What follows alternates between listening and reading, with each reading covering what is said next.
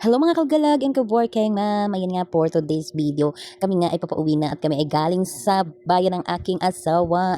Dito nga lang din yan sa Real Quezon sa may Pandan, sa Sitio Mayaog. Yan. Kami ay nag-isipan namang maligo doon at yun ay malapit lang ang dagat. Kita niyo naman ang ganda ng paliguan, ang ganda ng dagat.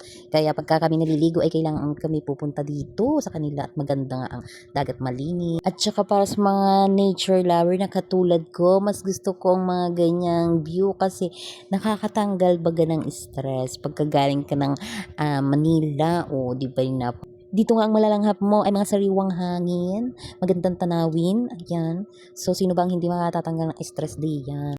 Isa na din itong bonding ng aming family for the love kasi bihira lang kami nagkamasama tuwing makalawang linggo. Ayan, ako'y uuwi ng Real tapos iwanan ko yung mag-amak ko. After 2 weeks pa kami magkikita-kita. Kaya ito yung aming for the love bonding.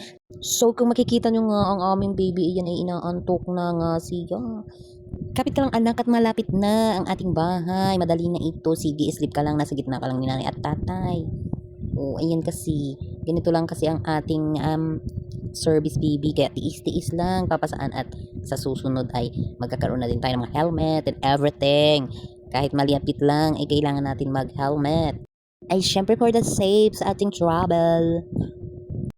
Nang sa ganun nga ay para malayo-layo na rin ang ating marating, ang ating mapasyal. Kaya ayun, dito na muna. Until next video mga kalagalag and ka-working mom. Thank you for watching and salamat sa pagsuporta ng aking video.